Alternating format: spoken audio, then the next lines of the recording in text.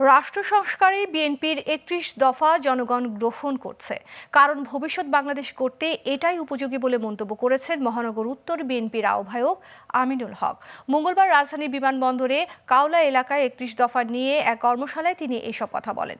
এ সময় আমিনুল হক বলেন, পতিত সরকার ধ্বংস হওয়া দেশকে ঠিক করে পুনরুদ্ধার করতে একমাত্র ৩১ দফায় সঠিক পথ, যা বাস্তবায়ন হলে বাংলাদেশের মানুষের প্রত্যাশা পূরণ হবে। তিনি জানান, বিএনপি ক্ষমতায় গেলে দেশের মানুষের ভাগ্য উন্নয়নে কাজ করবে, দূর করবে ধনী গরিব বৈষম্য।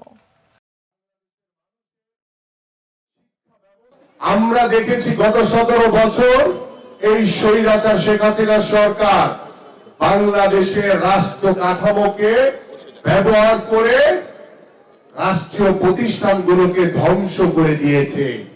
সেই ধ্বংসস্তূপ রাষ্ট্র কাঠামোকে পুনর্গঠন করার জন্য, সংস্কার করার জন্য আমাদের এই ৩১ দফা কর্মসূচি, ৩১ দফার এই সংস্কারের কার্যক্রম, যাতে বাংলাদেশের সেই ধ্বংসস্তূপ রাষ্ট্র প্রতিষ্ঠানগুলোকে পুনর্গঠন করে আমরা যাতে নতুন ভাবে ঢেলে সাজাতে পারি।